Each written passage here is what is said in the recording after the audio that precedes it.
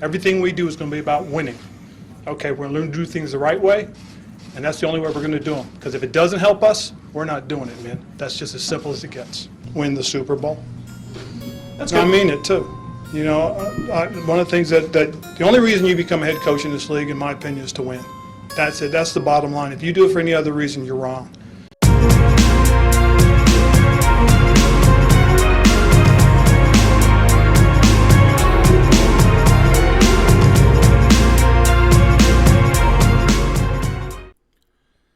Hey, football fans, welcome to the Washington Command Center. Okay, so last time I compared this team, Sam Howell and Ron Rivera, to Pete Carrol, Russell Wilson, and that Seahawks team that Pete took in 2010 and built through the draft into the Legion of Boom with just a couple years of drafting. Then I gave you a mock of how we could take our team to that level with this draft. Well, this is just slightly different, but I thought it would be a lot of fun to use what Pete did as more of a one-to-one guide to seek out the same player types and positions that he did, and the ones I really think helped bring that team together. And to top it all off, I bumped up the difficulty by trying to cram 3 years of his drafting into this one mock.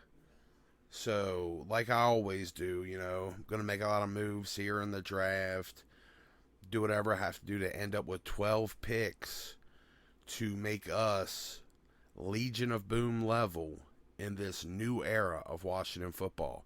An era where this proud franchise can once again command respect. And what better way to kick off this new era than subscribing here to the first, the real, the OG Washington Command Center, so you can find your way back to some of the most opinionated and ice-cold calculated takes on all things Washington Commanders. While you're at it, ring that bell, hit that like button. It's free to do, and it means a lot. Okay, so last time I laid out how I view Sam as a possible Russ 2.0, how Ron has been on a similar path with this team that Pete Carrol, had with Seattle, except Ron's had a lot more distractions and headaches to slow him down and put him behind a year or so. Now, we have new ownership all lined up and ready to come in. Luckily for Ron, Josh Harris has experience owning sports franchises with the 76ers in the NBA and the Devils in the NHL. And in those cases, he's given both head coaches 2 years to prove themselves, which just so happens to be the length of Ron's contract, what he has left on his contract. So he's got some time, I think. But the quicker and the better the results, the better Ron's chances of getting an extension are. And the new owner, he's going to want to come in and he's going to want to do something to get credit. So let's be sure that our District of Doom, our DOD, is all locked in and get this offense flying high, Air Force One style. I'm going to identify the players that I think are some of the biggest pieces to making Seattle what it was through those first 3 drafts and try to grab similar players from this draft. Like I said, cramming 3 drafts into one, using Seattle's picks as a template, and let's just go from there. First off, they had some clear stars on that defense with Richard Sherman, Earl Thomas, Cam Chancellor, Bobby Wagner, KJ Wright, and the very underrated Malcolm Smith, putting the boom across the middle and on the back end, along with a very solid rotation of talent across the D-line while I think we clearly got him beat in the interior defensive line area, it couldn't hurt to maybe back up Chase and Montez with a Bruce Irvin and Michael Bennett type player. And as far as the secondary goes, we have our own Cam and Cam Curl. And Defoe's a beast, but we really could use a Earl Thomas type. We play with 3 safeties, so maybe we could take some of the weight off of the linebackers. You know, we have to go after, trying to get guys to measure up to Wagner and Wright is going to be tough. But we could take some of that weight off by getting an elite third safety, a nickel. Maybe that's a little bit of foreshadowing for, one of my favorite prospects in this draft, if you know what I'm talking about. After that, on the offensive side of the ball, outside of Russ, that I think we have covered with Sam, we already got the Doug Baldwin, Jermaine Kearse, Sidney Rice, and Golden Tate. We got those beat, in my opinion. But what we don't have is a franchise left tackle like Russell Okung, a high-end dependable center like Max Unger, and another very, a strong guard like James Carpenter would definitely take us to the next level on offense. Finally, just to top it off, something nice for the return game. Pete Carroll's always had a guy that could give a little spark back there. Leon Washington, Percy Harvin, Golden Tate, Paul Richardson on the Tyler Lockett. He's always had somebody. Okay, so after painstakingly going through the PFN simulator with a bunch of specific targets in mind, this is me drafting the early 2010 Seahawk onto the Washington Commanders from the 2023 draft. I started out with a very, very fortunate and ironic trade back with the Seahawks, where I shipped off next year's second so that we could lock down pick 37 to go along with 20. And that's as far as I'm going to go with the actual draft order here. I'm just going to go ahead and list off the prospects compared to their Seattle counterparts and just go through it that way. So let's start off with the top 6 picks here that are some of the most common that I've been mocking for us. Ones I think fit our team regardless of the motif, but also happen to fit this motif pretty well too. And first off, we're going to start out, he's not from Oklahoma State like Russell Okung, but Oklahoma is close enough for us to get our potential franchise left tackle in Anton Harrison. This is my left tackle 1 in the class. I think he's one of the best movers and most polished pass protectors in the class. I've talked about him a lot. Love him. Great prospect. Super underrated to everybody else. I don't know how he's, OT4 to most. I think he is LT1.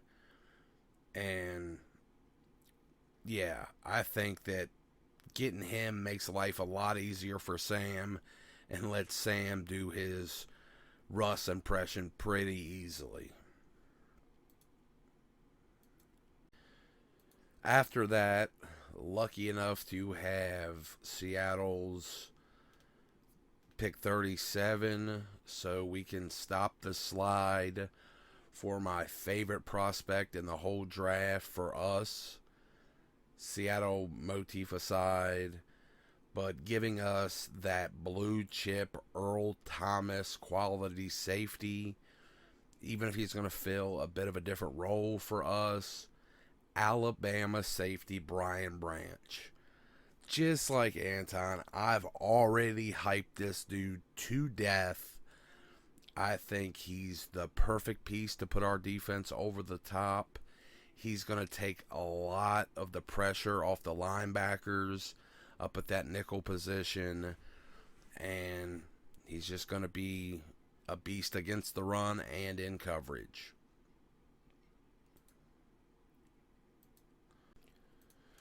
Then we have a couple possible Richard Sherman candidates.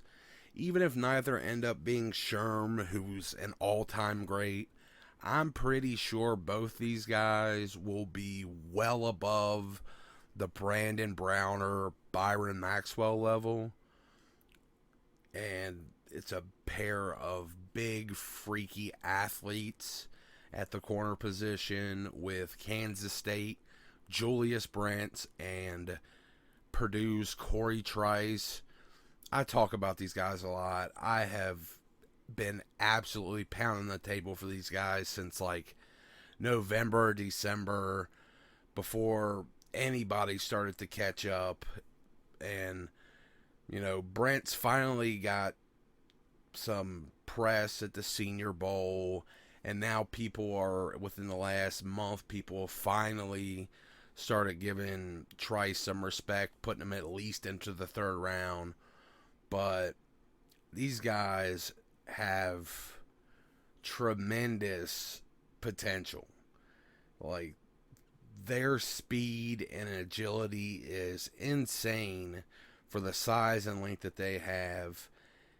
And if Ron was impressed with Ben St. Juste's agility, both these guys are faster with that type of agility, but more explosive speed. And they both work well in zone coverage. So that's a duo of super high potential scheme fitting cornerbacks. Both of them are 6'3" or above. Brent has got 34-inch arms. Just crazy rare at the position. I got two of these guys here that fit that Pete Carrol Legion of Boom mold in the secondary. Now, flipping back to the offensive side of the ball for the last of the more common picks that I give that fit in this motif. And this might be the flimsiest fit, I'll admit. I mean, I guess I could have gone with another guy that Washington's shown interest in that's same school, same position fit, like Alex Forsyth. You know, he's another Oregon center just like Max Unger.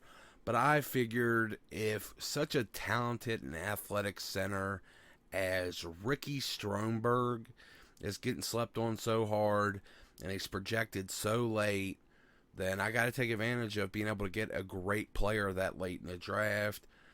And yeah, you just got to take talent like that. He's just getting disrespected. In my opinion, he's center 4 at worst. And that's only if you're considering Steve Avila a center prospect, where most people are considering him as a guard. If you're not, then I think Stromberg is battling Tippmann for center 2 in this draft. And while everybody's vaulting Tippmann for his athleticism, Ricky actually has the testing to back that up. You know, Tippmann hasn't bothered to test yet.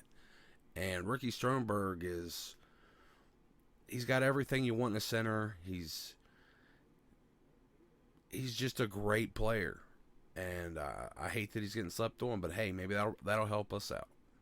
But yeah, Ricky Stromberg is our Max Unger. On to a couple of guys I've mocked before, but not quite as often as them, to give us some reinforcement on the edge with Bruce Irvin and Michael Bennett types. First off, in that Bruce Irvin, you know, speedy, longer edge rusher mode, I got Yaya Diaby, who can do a bit of the inside-outside stuff like Michael Bennett, but he's more of, you know, he's got more of those Irvin traits. You could easily argue, hey, we got a guy far better with far better traits in that department already with Montez Sweat.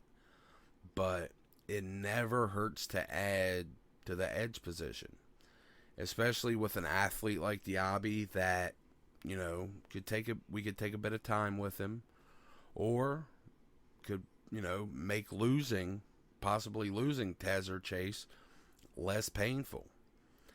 After him, moving to the straightforward Bennett type, we got Junior Fihoku from San Jose State, smaller school, but bullied the competition the way you want to see those kind of prospects do. The guy had 66 pressures last season alone with 12 sacks and walked away with a 90.9 overall PFF grade.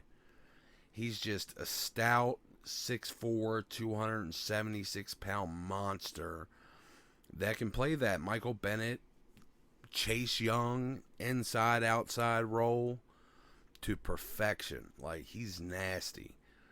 A lot of people got a lot of love for him, but it's not showing in the projections. He's being projected later, and it's probably because of his school.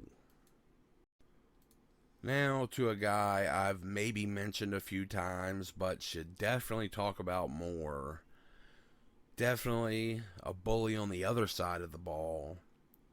The James Carpenter of this group. And while he isn't going to be a first-round guy like him, he is a Bama offensive tackle that I think will be way better as a guard at the next level, just like Carpenter. And that's Tyler Steen. He's thick. He's powerful.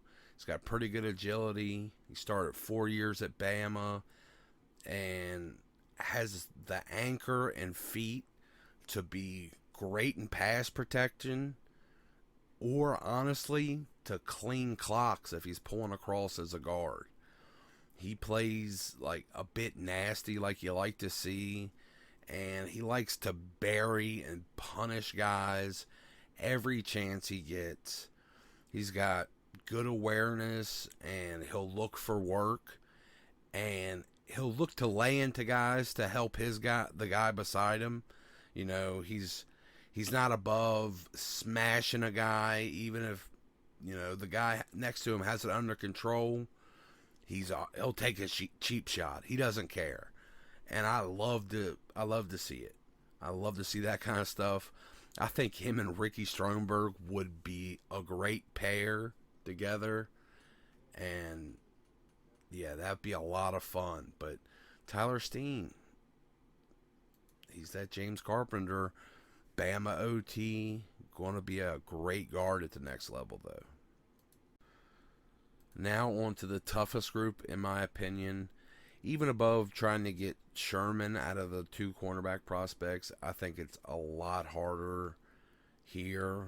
Harder than, finding an Earl Thomas level safety. I think finding running mates to add to Jamin to equal out to the trio of linebackers that Seattle had in Wagner, Wright, and Smith is tough, and probably not going to be able to do it, but here goes. Starting out with my linebacker 3, maybe even my linebacker 2 in the draft. I kind of inching him up a little bit more tape I watch. I think everybody's massively sleeping on this guy, and that's Dorian Williams from Tulane. I think a lot of Washington fans are sleeping on him. I've heard some Washington content creators talk about him kind of low, and they're just sleeping on the boost he could give us in coverage at the position, which we are lacking. PFF calls him one of the best coverage linebackers in the class. He had an 87 coverage grade this past season, 83.3 overall. He's faster and more athletic than some of the guys that were getting tagged as the fast, athletic linebackers early on. He's got 4.4 speed, and he's got nearly 34-inch arms that, he gets up and blocks those passing lanes with. He's a guy that he could work out of the slot if you want him to in certain spots and not get embarrassed, kind of like we had Jamin get last year.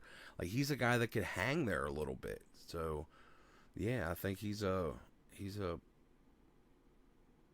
good a linebacker as any to give us this trio that we'd be looking for.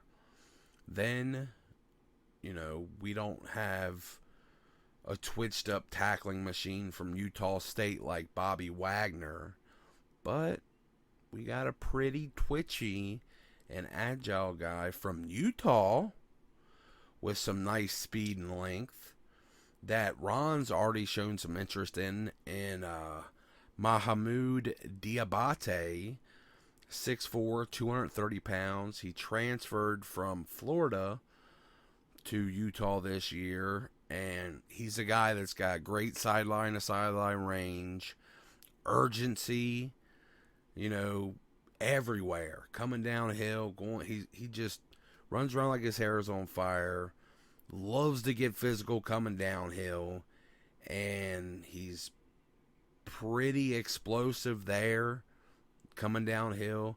Like, he got into the backfield 14 times. Well, he had 14 tackles for a loss and 5 sacks this year.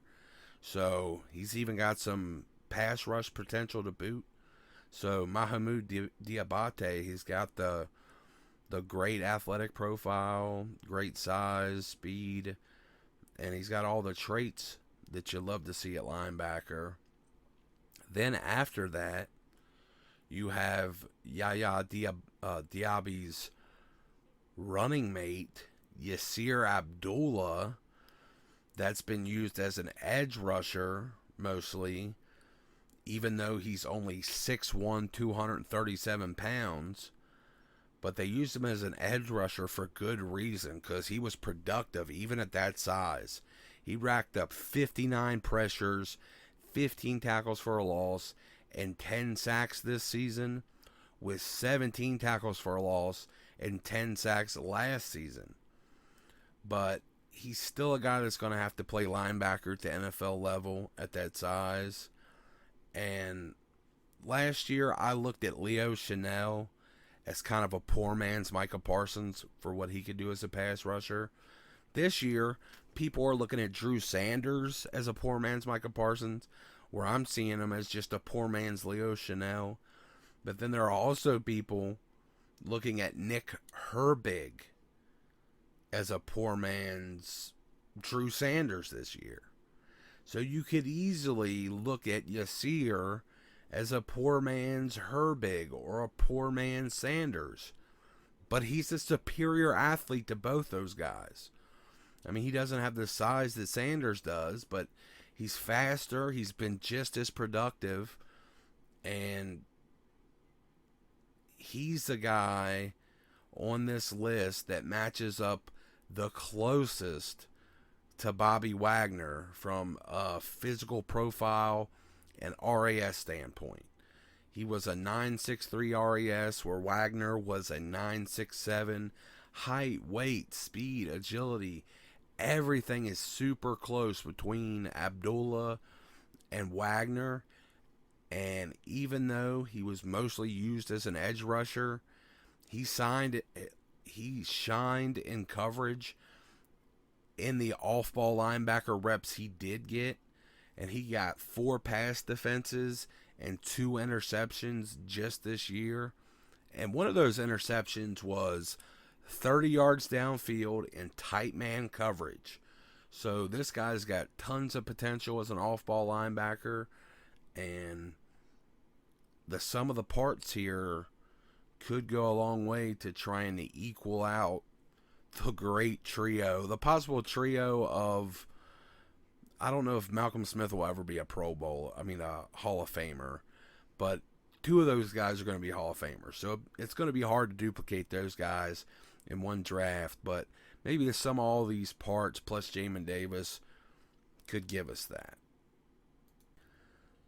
Now, finally, for the cherry on top, a little help in the return game. And for that, I go with the guy that did it best this season. This year's Jet Award winner, TCU's Darius Davis. This guy is lightning fast, slippery, elusive.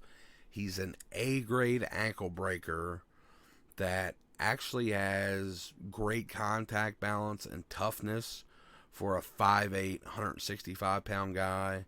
And that really helped him get his 22-yard kick return average and his 15-yard punt return average.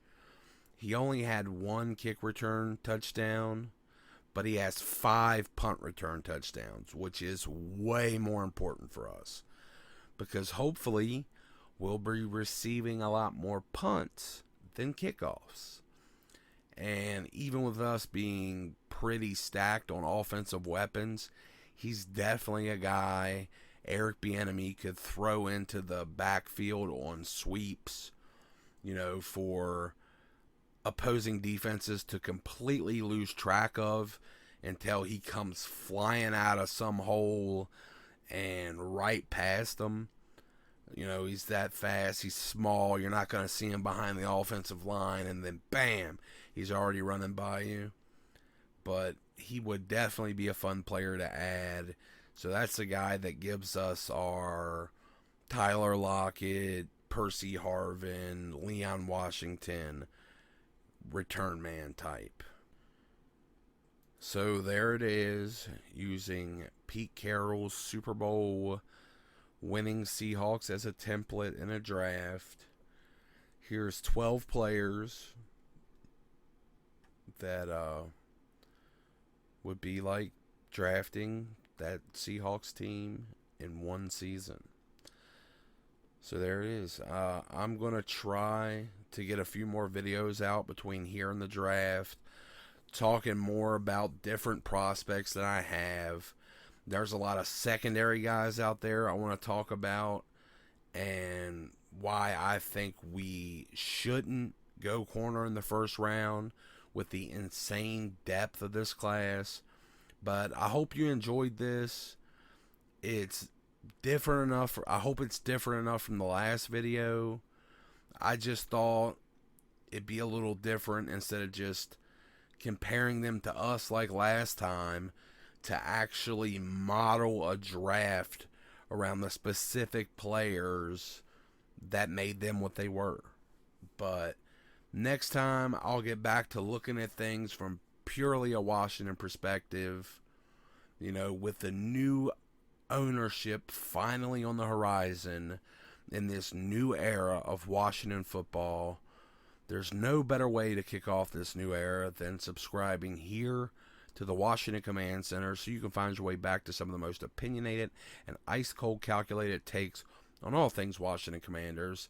I hope y'all had fun with something a little different, with the themed mock. Please remember to hit that like button, ring that bell, and if you listen this long, I love y'all. Peace.